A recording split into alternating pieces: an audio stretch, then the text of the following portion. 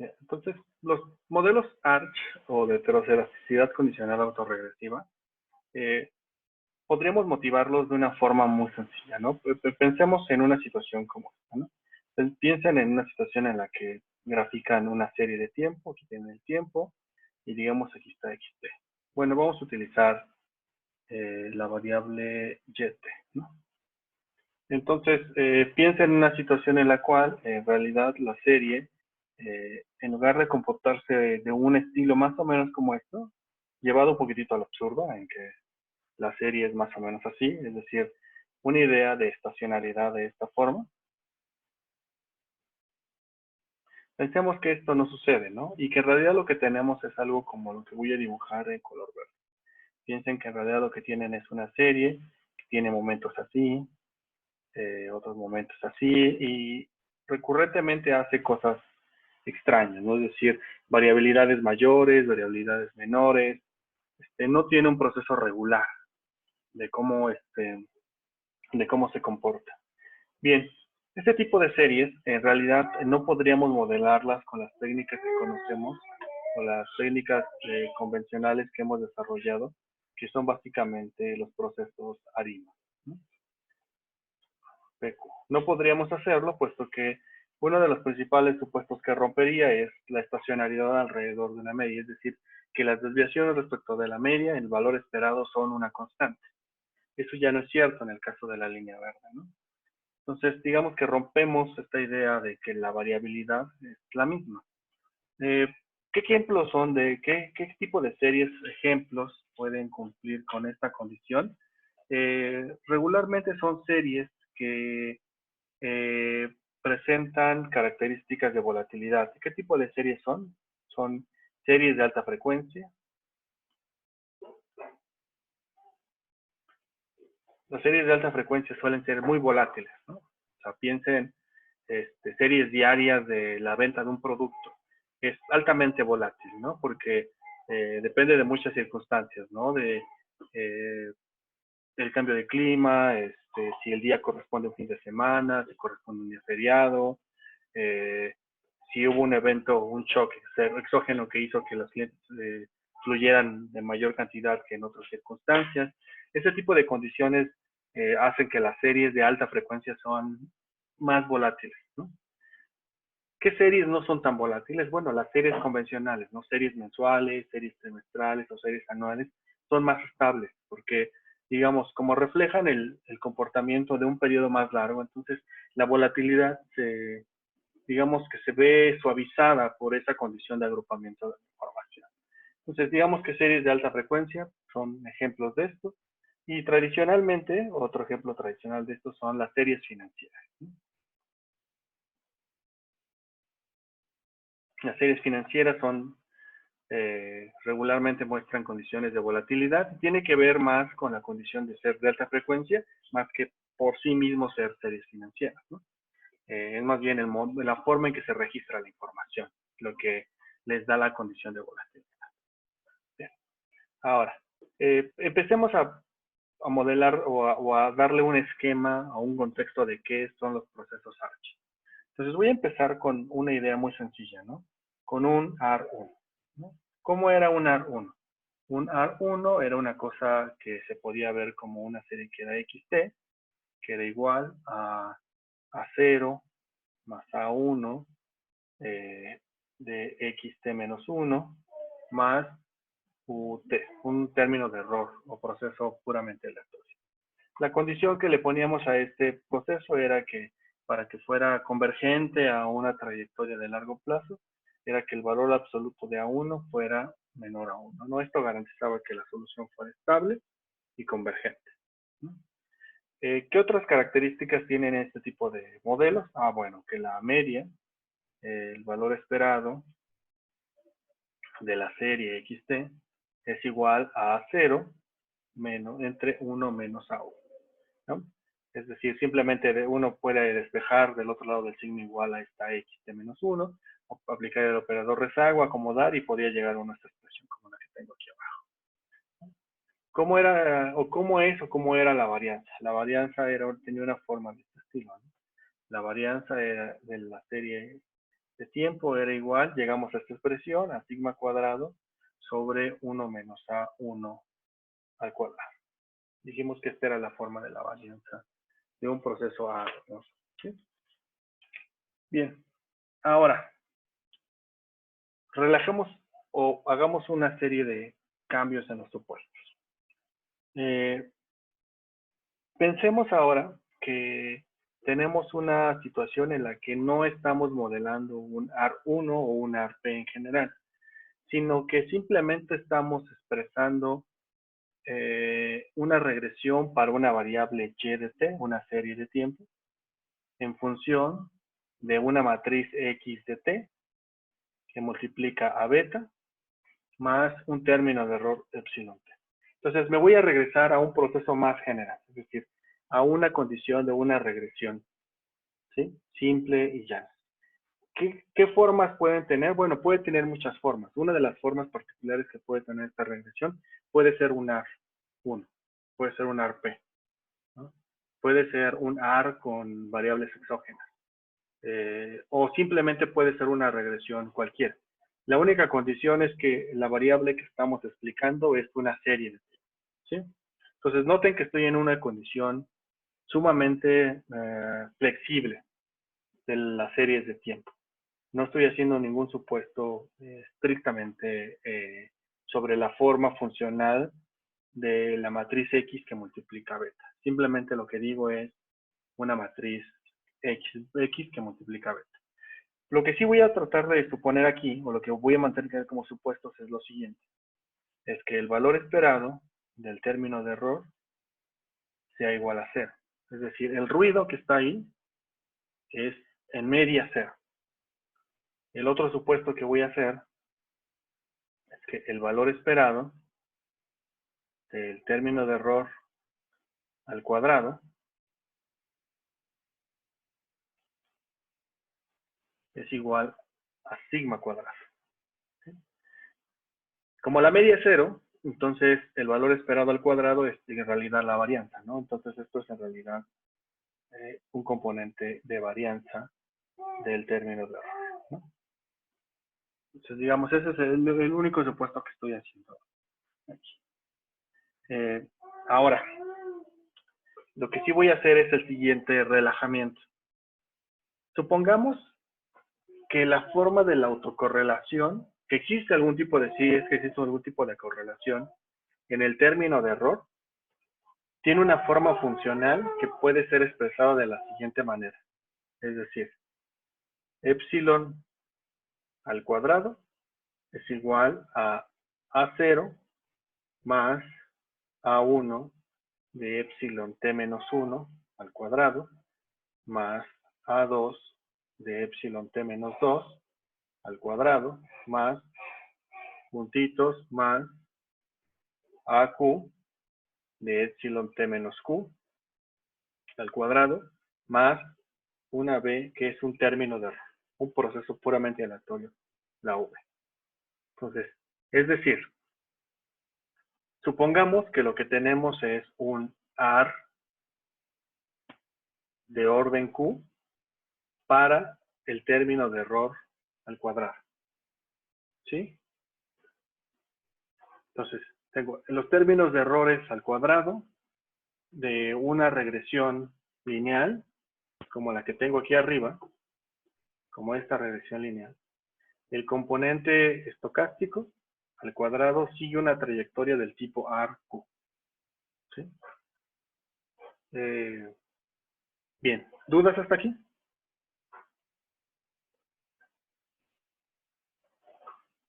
Vale, buenísimo, ok. Ahora, entonces, supongan, bueno, más que suponer, entonces esto significa que el término de error para cualquier momento et menos i sería igual a la variable que queremos explicar en yt menos i menos x t menos i que multiplica a beta. ¿Sí? Ese sería el término de error. Para todas las i igual a 1, 2 hasta el tamaño de la muestra T. ¿Sí? Entonces, digamos que esa es la forma que estoy asumiendo del término de error. Ahora, voy a construir el concepto de varianza entonces, dada estas características que tengo aquí. Entonces, voy a denominar a la varianza de término de error, a mi estimación de la varianza como h cuadrado de t, que va a resultar de tomar la varianza del término de error condicional en la información que existe en t-1, x t-1. ¿Sí? ¿Por qué condicional en eso? Ah, bueno, porque yo asumí que el proceso epsilon t tenía una forma de autorregresivo que dependía de epsilon en t-1, menos 2 hasta menos q. Entonces, ¿qué información es la que observé para el momento t? A toda la información observada en el periodo inmediato anterior. Entonces, digamos que la varianza de este término de error la voy a denominar H2 y es una varianza condicional en toda la información pasada. ¿Sí? Ahora, según mi fórmula de la varianza, eso es igual al valor esperado ¿de quién?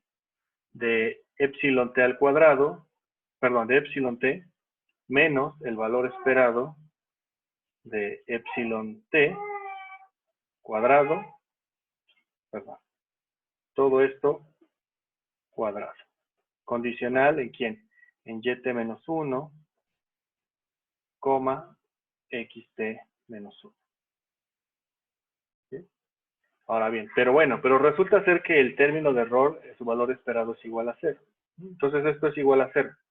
Entonces eso quiere decir que en realidad la varianza entonces se puede ver como el valor esperado de epsilon t cuadrado condicional en que observé yt-1, xt-1. ¿Sí? Ahora, dado que asumimos que el epsilon t al cuadrado tiene esta forma que está aquí arriba, ¿sí? Tiene toda esta forma, entonces tendría yo que tomar el valor esperado de todo esto, ¿sí? Entonces, bueno, voy a tomar el valor esperado de esa expresión.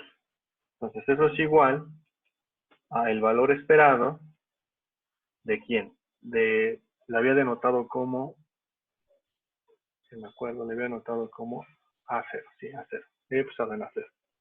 Le he anotado como A0 más A1 de epsilon t-1 al cuadrado más puntitos más AQ de epsilon t-q cuadrado más una B de t. Sí, le voy a quitar el condicional. Ya sabemos que esto es información condicional.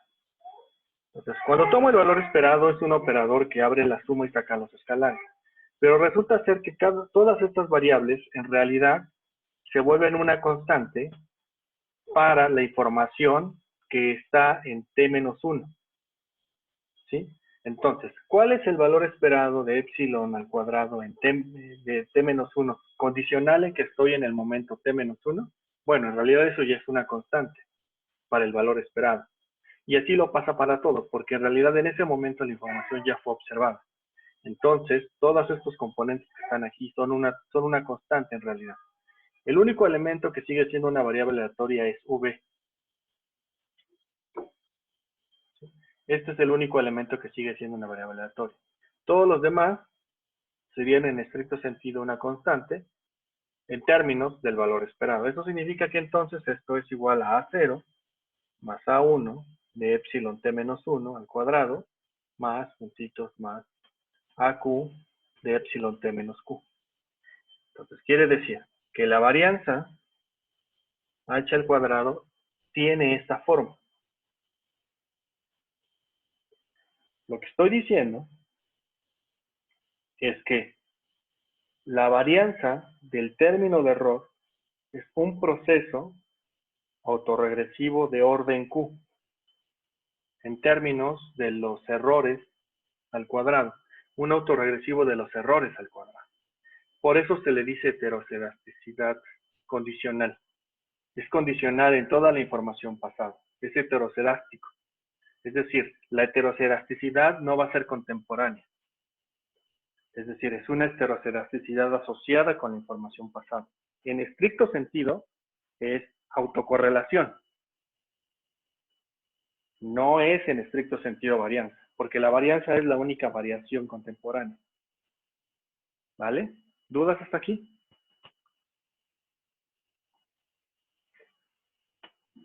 Bien. Ok. Vale. Entonces, en general, mi resumen de esta, bueno, algunas condiciones que pondría nada más para esto, es que A0 tendría que ser mayor a 0. Y que AI podría ser mayor o igual a 0. Y AQ sería estrictamente mayor que 0. AI para I igual a 1, 2, hasta Q menos 1. Con estas condiciones que pongo aquí, estoy garantizando que la varianza es estrictamente mayor que 0. ¿Sí? Es lo que garantizo. Y garantizo que al menos la varianza depende, al menos, del último elemento rezago, el rezago Q del proceso. ¿Sí? Entonces, no rompo ningún supuesto de no, de no positividad de la varianza. De esta manera es que lo garantizo. Bien. Este es un proceso ARCH en general. Ahora bien, hay diferentes maneras de detectarlo. Digamos que la forma más sencilla o la forma intuitiva de detectar si un procedimiento tiene componentes ARCH es hacer una gráfica muy sencilla. Es estimar el modelo que tendríamos pensando, que es igual a Y igual a X por beta, y le voy a llamar X por beta más epsilon, y vamos a llamarle beta pelitos para decir que es un modelo en el cual no estamos asumiendo que los componentes tienen algún proceso ARCH, ¿no? Estamos haciendo una regresión simple, ¿no? XT puede contener muchas cosas, ¿no? ¿Qué cosa puede ser? Bueno, puede contener, XT puede ser una matriz que contenga, déjenme ponerlo así, puede ser una matriz que contenga información ZT, digamos ZT como variable exógena, e información YT-1, perdón. Ah, no, en T tal. Y digamos que contiene información de YT-1. ¿Sí? Entonces digamos que eso es, de esa forma es X y que beta es beta pelitos más epsilon. Pensemos de esa manera. Entonces digamos que Y es un proceso que tiene un componente autorregresivo más un componente de variables exógenas, ¿no? Entonces, en general pensemos una regresión de este estilo, ¿no? Pueden hacerla más general si quieren, pueden incluirle probablemente medias móviles si quisieran, pero vamos a pensar que en general nuestra regresión es así. Entonces, supongan que estiman este modelo. Una vez que estiman el modelo, supongan que aproximan los residuales, que voy a denominar como ET, y que son igual a YT menos XT por beta pelitos gorrito. ¿Sí? Entonces, esta expresión son los residuales de mi estimación. Lo que voy a hacer ahora es una gráfica muy sencilla de los residuales al cuadrado. Entonces voy a tomar una gráfica así, y voy a poner aquí los residuales al cuadrado. Y voy a observar cómo se comportan. Como son residuales al cuadrado, entonces todos son positivos. Supongan que aquí está el 0, entonces todos los valores van a ser al menos 0. Entonces van a observar una curva que va a ser como de este estilo. Si observan algo así, que salta con diferentes niveles, entonces pueden decir que su componente, que pueden asumir o pueden presumir que los residuales tienen un componente ARCH que pueden modelar, ¿no? Entonces, digamos que la primera aproximación que vamos a hacer para determinar si es que existen o no componentes ARCH es hacer esta gráfica. ¿Sí? ¿Dudas con esto, muchachos? Hasta aquí. Si los errores se comportan de esta forma, ya sabemos que hay que modelar mediante valga la expresión, un modelo Arch. Sí, supondrías que sí, que esa sería tu primera aproximación. Ahora, ahorita en la parte práctica vamos a ver una prueba basada en multiplicadores de Lagrange, que es para determinar si es que existe o no este componente Arch. Es una Esta sería prueba. esta sería la primera, ¿no? Acercamiento. Sí, la primera aproximación. La aproximación tal vez la más empírica de todas, ¿no? Verificar si los residuales al cuadrado tienen estas variaciones. Entonces, pensarías que sí tiene un componente Arch. Gracias. Vale, pues nada. Bien, ahora, por ejemplo, si también observáramos un elemento tal vez muchísimo más estable alrededor del cero, que sean a lo mejor saltos muy pequeños, entonces a lo mejor no pensaría yo que en realidad tenga un componente Arch, ¿no? Lo que vamos a hacer ahorita en la práctica es estimar un modelo Arch y vamos a aplicar una prueba. Muy sencillo, ¿vale? Bien, ¿alguna duda aquí? Si no, pasamos a la parte práctica. Ok. Bien, para la parte práctica nos va a ayudar Omar, tiene preparado ya un material, entonces no sé si puedas empezarnos a compartir, Omar, por favor. Sí, claro que sí. Buenas noches a todos. Denme un segundo, les comparto pantalla. Sí, te escuchas muy bajito, Omar. Perdón, ¿ya me escucho mejor? Un poco mejor, sí. Bueno, trataré de hablar fuerte, no sé qué es lo que sucede, pero bueno, espero que me escuchen bien. Y ahí sí te escuchas bien. Ok, excelente. Pues básicamente para la parte práctica vamos a utilizar los documentos que están en la carpeta clase 19 en el GitHub. Creo que hay bastantes librerías que muy probablemente hasta ahora no tendrán instaladas. Así que pues puse las sugeridas, quizá algunos de ustedes ya las tengan. Quienes no, por favor, instálenlas. Aparte de eso, quería darles como un truco que a mí me parece que es muy usual en este tipo de casos.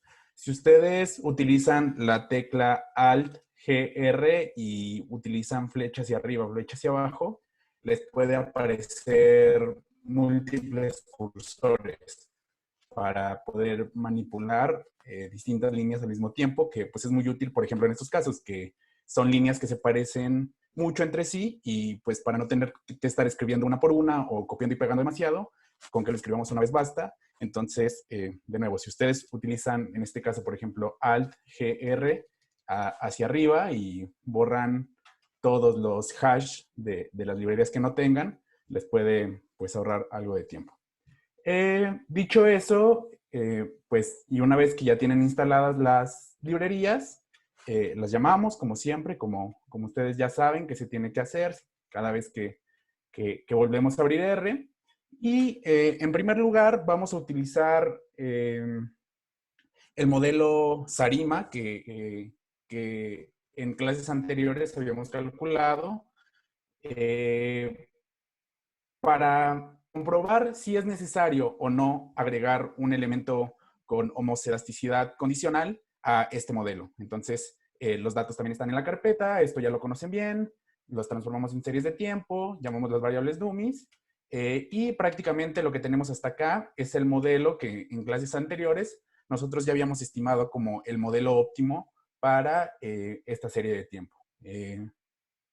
El análisis de los residuales, que como bien lo platicaba Benja, una de las primeras aplicaciones que podríamos tener visualmente para saber si el proceso es con homocedasticidad condicional o no, pues es prácticamente un ejercicio visual en el que pudiéramos determinar si parecería necesario o no realizar la adición del elemento con homocedasticidad condicional a dicho proceso. Y bueno, prácticamente nosotros hasta ahora hemos acostumbrado a ver los residuales en su forma lineal, sin calcular más nada. Y en este caso, algo que podría ser muy útil es elevar los errores al cuadrado porque Pues básicamente una de las ideas que subyace a los modelos de homocedasticidad condicional es hacer clústeres o grupos de amplitud de la varianza del modelo, de los errores, perdón, y visualmente elevarlos al cuadrado es útil. No nos interesa tanto si suben o si bajan, sino en amplitud de ese error hay ciertas cuestiones que podríamos agrupar. Este modelo que nosotros calculamos, a mi parecer, es un buen ejemplo porque creo que a ojo, con una prueba a ojo, podría existir esa duda de si sería necesario o no agregar ese elemento. Yo viendo la gráfica, no estaría completamente seguro. Podemos hacer algo que podría ser un poco más determinante, que es utilizar esta otra gráfica que hemos utilizado también para otros modelos, que es los coeficientes de autocorrelación de la función elevado al cuadrado. Y en este caso, esto es más sugerente. Esto ya nos podría estar sugiriendo, ya que ninguna de las líneas sale de las líneas punteadas del 0.5%, p-value del 5%, y esto parecería que no sería necesario agregar homocedasticidad condicional, pero sin embargo, pues si cupiera la duda, podemos hacer una prueba, como bien lo decía Benja, es muy simple en la que podemos determinar si es necesario o no. Las siguientes líneas básicamente lo que hacen aquí,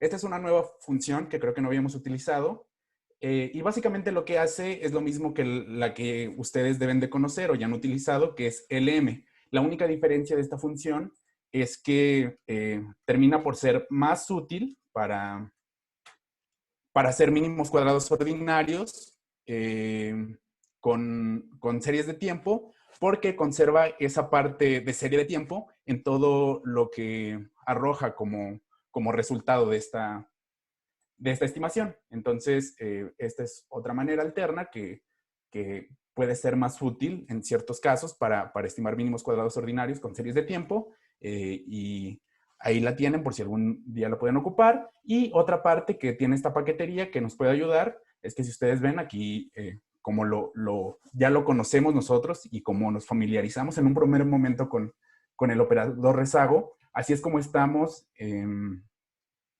calculando nuestro modelo. Tenemos los errores al cuadrado y tenemos su regresor, que básicamente es el mismo rezagado. Y si nosotros corremos el modelo, aquí probablemente tendríamos otro indicio de que no es necesario agregar un componente de homocedasticidad constante, dado que este parámetro no tiene un valor estadísticamente significativo. Si nosotros vemos, de hecho, el p-value es bastante grande, lo que nos querría decir que pues prácticamente no es necesario a ninguno de estos niveles de confianza que están aquí representados. Y prácticamente lo siguiente que vamos a calcular es esta prueba de la que Benjamín ya les comentaba, que es una prueba que básicamente lo que trata de hacer es calcular si alguno de los parámetros de los rezagos en los errores al cuadrado pudieran ser significativos. Prácticamente es esta fórmula que ustedes pueden ver acá, que básicamente T es el tamaño de la muestra que nosotros estamos utilizando para calcular un proceso con homocedasticidad condicional, menos lo que vendrían siendo los grados de libertad, multiplicado por el coeficiente de la regresión al cuadrado, que es prácticamente lo que obtenemos acá arriba. Con este comando podemos nosotros obtener ciertos datos de una regresión, y prácticamente con lo demás estamos llamando a nuestra R cuadrada para que nos ayude a calcular este estadístico. Nosotros queremos calcular hacer una prueba al 5% y una prueba chi cuadrada, y prácticamente el valor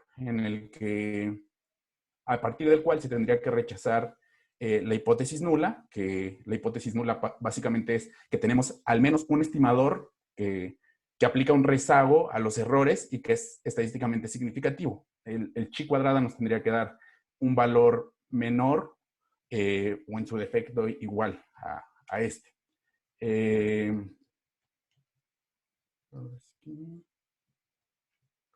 Perdón. Y pues prácticamente nosotros tenemos un valor bastante más pequeño que este, que será el mismo que nosotros obtendremos con esta prueba. Perdón, creo que lo había hecho al revés. La hipótesis nula es que no tenemos efectos de homoscedasticiidad condicional en nuestro modelo. Entonces, caer en la zona de aceptación, que básicamente era de 0 hasta 3.84 en el chi cuadrado, nos querría decir que no es necesario utilizar homoscedasticidad condicional, como desde hace tiempo ya lo habíamos supuesto con estos datos.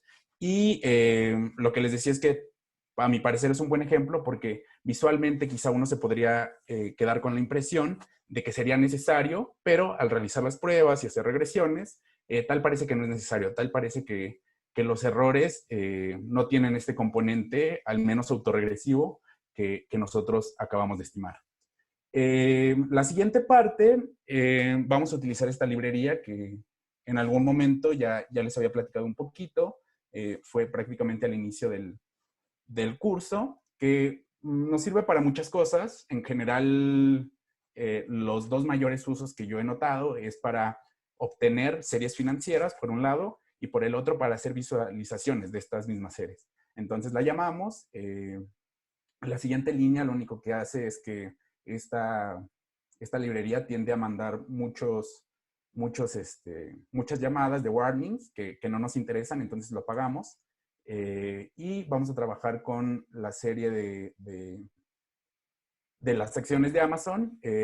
Aquí lo único que tenemos que hacer es con getSymbols, llamar la acción que nosotros necesitamos, de dónde queremos que vengan esos datos, que en este caso pues es Yahoo, que tiene una base muy útil con series financieras. Y el auto assign es para, si nosotros queremos que al llamar esto, automáticamente esto se agregue a una variable, que en este caso no es así porque nosotros ya estamos nombrando a esta variable. Luego, lo único que hacemos es omitir los valores que son un NA, que no nos interesa que estén ahí. Que aquí hay algo importante. En algún momento había aparecido la duda por ahí de cuál era la diferencia. Si nosotros aquí vemos qué tipos de datos tiene esto. Bueno, contiene estas 6 variables, que es la apertura, el cierre, el precio más alto del día, el más bajo, el volumen que se manejó y el valor ajustado de la sesión. Y prácticamente nosotros aquí podemos ver que es un objeto de tipo XTS, que ya habíamos visto que era Extra Time Series. Una diferencia grande aquí, que en algún momento quizá les podría servir, es que los objetos que nosotros hemos trabajado, que son tipo solo TS, no permiten que al interior, dentro de esa banda de tiempo que nosotros damos, haya elementos que faltan. Tienen que ser completos o si no, en su defecto, un NA. Y para muchos cálculos eso no es útil. Entonces, utilizar este tipo de objetos llega a ser más útil porque nos permite eliminar los objetos que son un NA y poder hacer pues distintos cálculos con ellos. ¿Ok? Solo era como un paréntesis de las diferencias entre esos tipos de objetos que pues en algunos casos podría ser más útil alguno u otro. Prácticamente así se ve la serie. Lo que a nosotros nos interesan son, hacemos logaritmo y sacamos diferencia, que básicamente sería el retorno diario de la serie. Y acá, de nuevo, puede ser algo muy visual. Ustedes en este momento podrían sacar alguna conclusión de si tal parece que la varianza de de estos retornos son homocedásticos o no. Esto tiende a ser muy útil en cuestiones muy específicas de finanzas. Por ejemplo, en este caso, el valor en riesgo, que es un indicador muy utilizado y que más que una metodología, es una manera de interpretar algo que pues conocemos bien en estadística, por decirlo así, que básicamente es el cuantil quinto, el percentil quinto, perdón, de una serie de datos que lo que nos podrían decir es, bueno, podría ser, en este caso es a 5%, podría ser 1, podría ser 2, podría ser de acuerdo a lo que se necesite. Lo común, como en muchas cosas de estadística, por convención, es utilizar 5%. Nos dice a ese 5%, a ese valor alfa dado, cuál sería una pérdida que parecería probable esperar, dada una cartera o dada una acción. Entonces, al calcularlo, prácticamente la interpretación financiera de esto sería que en una sesión, en la parte de la izquierda de la distribución, sería muy probable esperar una pérdida diaria del 3%, que esto, pues para la gente que hace finanzas es muy útil. Y visto de una manera visual, prácticamente es concentrarse en esta parte de la distribución, que como bien les decía, pues es el 5%, el primer 5% de la distribución, que tantas pérdidas ha reflejado esta acción. Hacemos algunas pruebas de normalidad, como ustedes recordarán en clases de estadísticas. Kurtosis, el valor de una distribución normal es 3. Si tenemos valores por encima, lo que nos estaría diciendo es que prácticamente es una distribución que se concentra mucho en el centro y que tiende a tener colas robustas. La prueba de sesgo, lo que nos estaría diciendo es que entre 0.5 y 1 prácticamente tendríamos un sesgo a la derecha moderado, arriba de 1 sería un sesgo importante. Y la prueba Harkevera, para estimar la normalidad de estos datos, nos estaría diciendo que no podemos aceptar la hipótesis nula de que estos datos se comportan como una normal. Entonces, lo que hacemos es, con esta función, por el método de máxima verosimilitud, estimamos una distribución T que se ajuste a esta serie de datos, que son los retornos que hemos venido trabajando.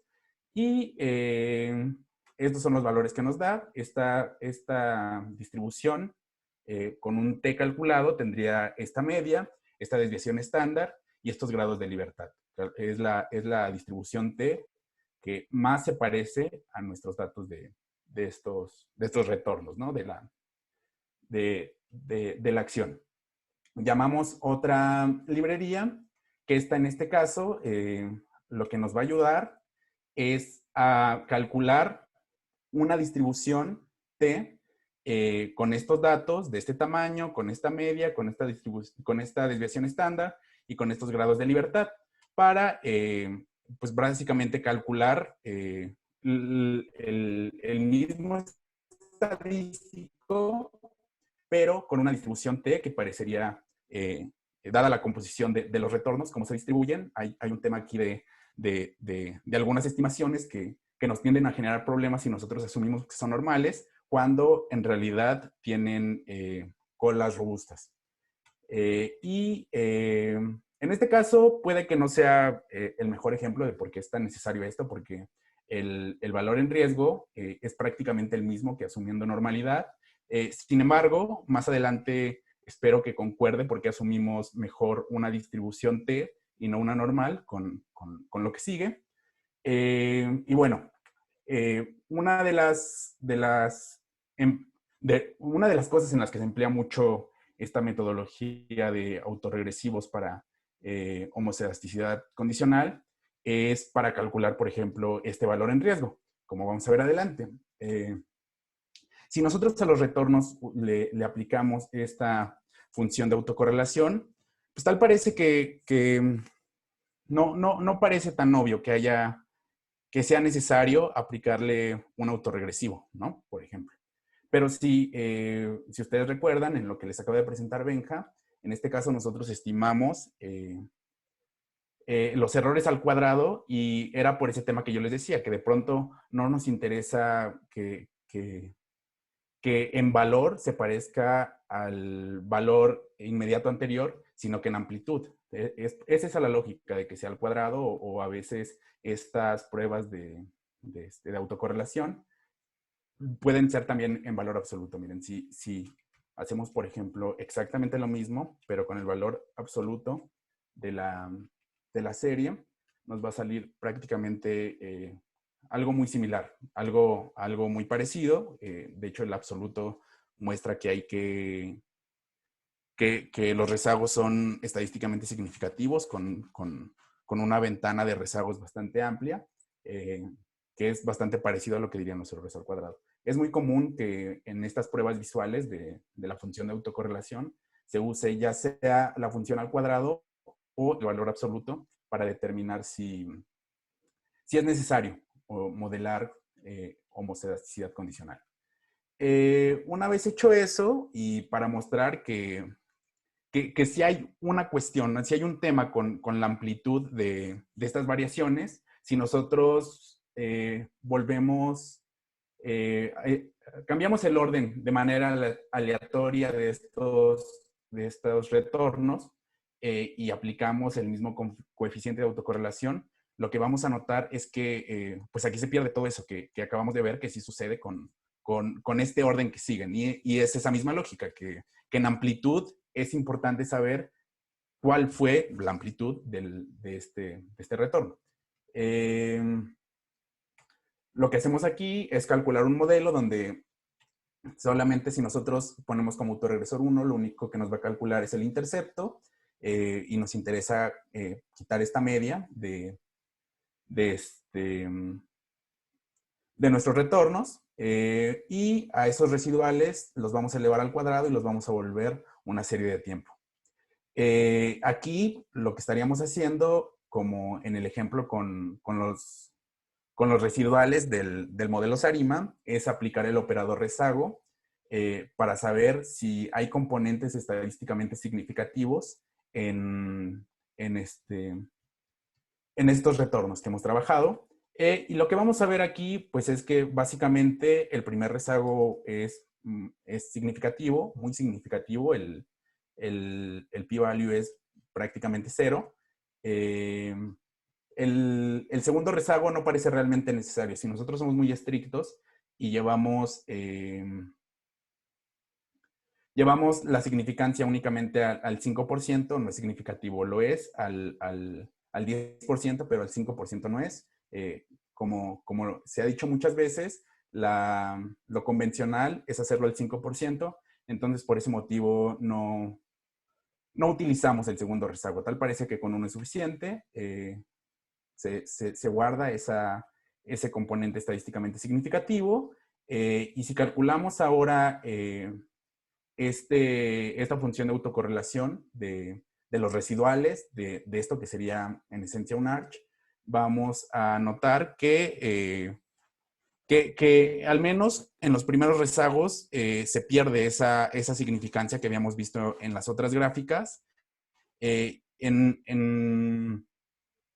Pudiera ser que con más rezagos, por ejemplo, aquí son 5 rezagos, podríamos encontrar de nuevo significancia, pero para mantener esto simple, ahora lo haremos con solamente un rezago. Si aplicamos la prueba que utilizamos para el proceso SARIMA, los errores del proceso SARIMA, aquí nos da exactamente lo contrario. La hipótesis nula, de nuevo, es que no tenemos autorregresivos de homoscedatividad constante en esta serie. Y aquí prácticamente lo que estamos haciendo es caer en la parte derecha de la distribución, y esto nos estaría señalando de que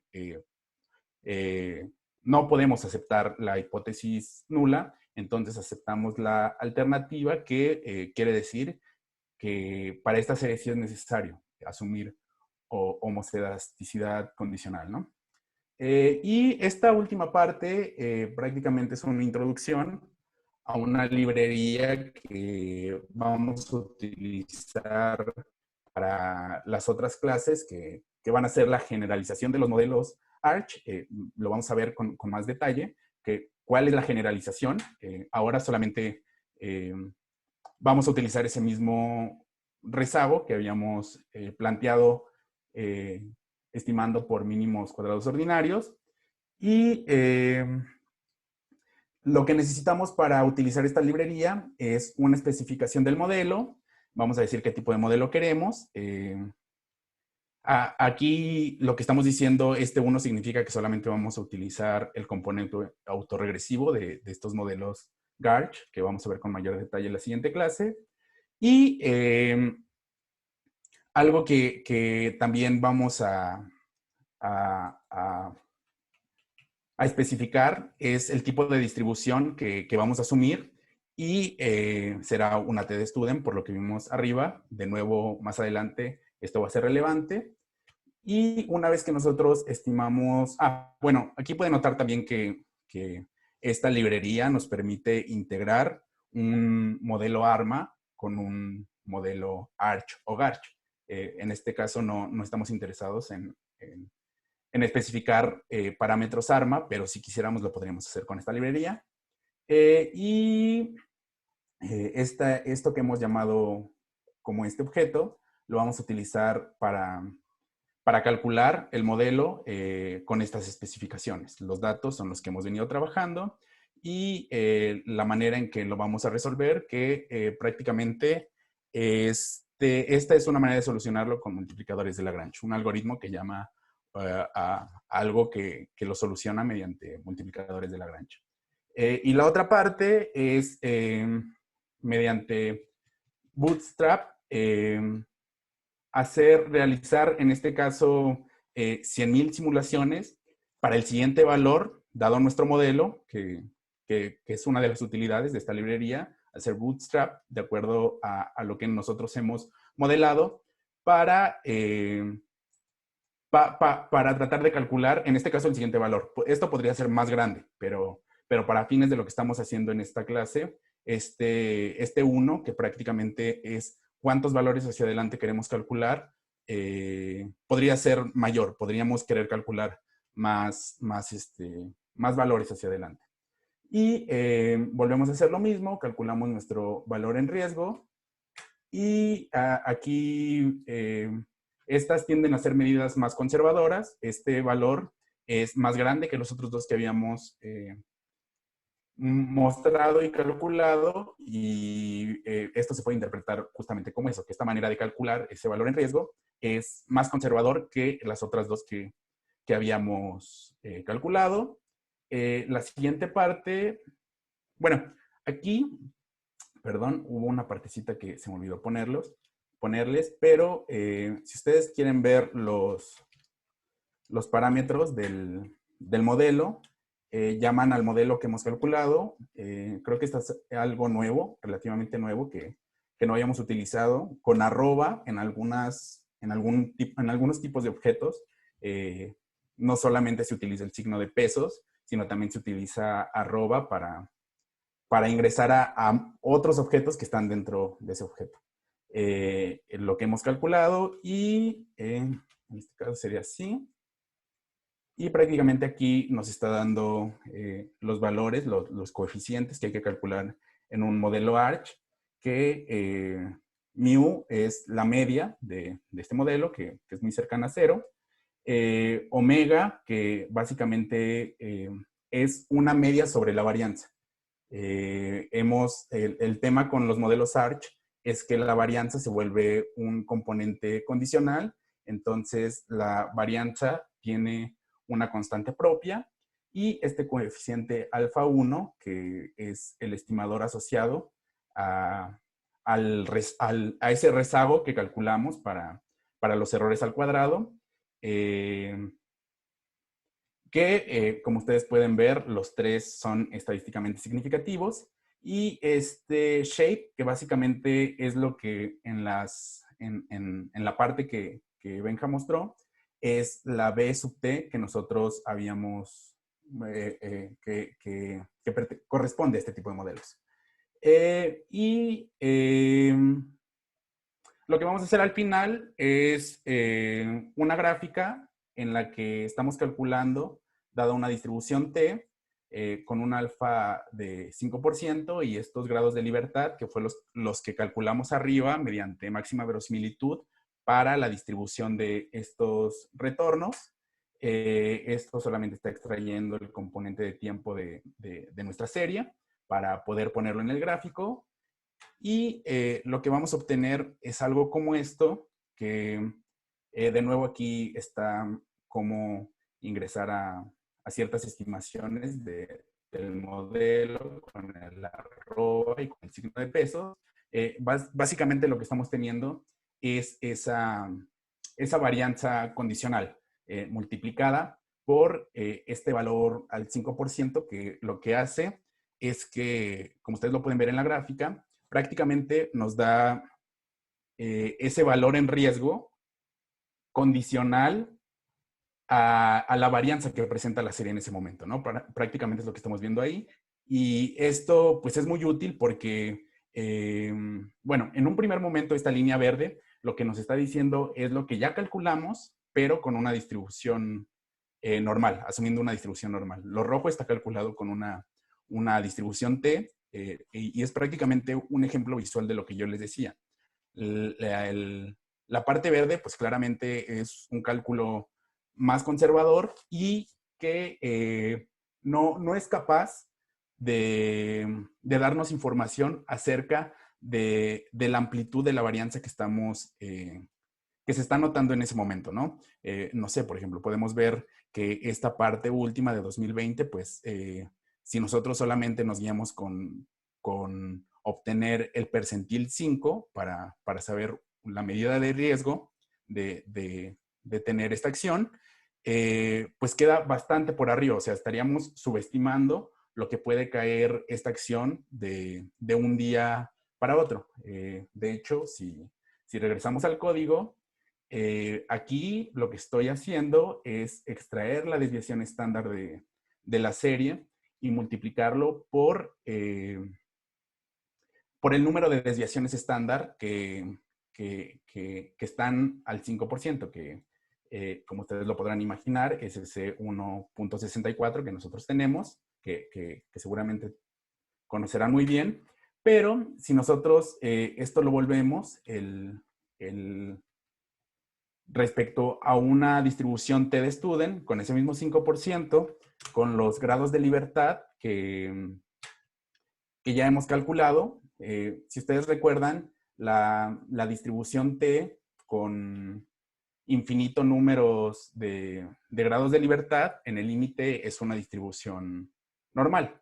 Si tiene menos grados de libertad, quiere decir que las colas son más robustas, como lo mostró esta serie. Y si nosotros lo calculamos ahora de este modo, lo que vamos a tener es una medida de riesgo que se ajusta más a lo que nosotros estamos calculando en Arch, pero aún así no es capaz de hacer esa medición de riesgo de acuerdo a la amplitud de las variaciones que está mostrando la serie. La siguiente parte, o lo que vamos a ver en las siguientes clases, es siguiendo la lógica de lo que vimos en procesos ARMA.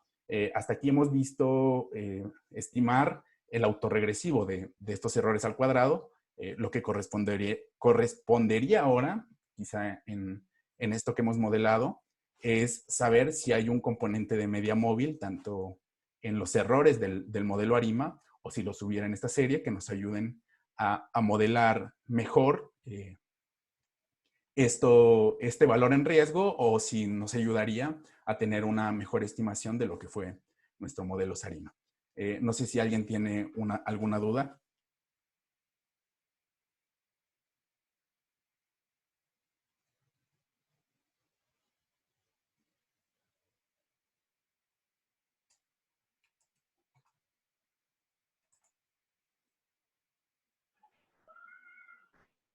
Bueno, si no hay dudas,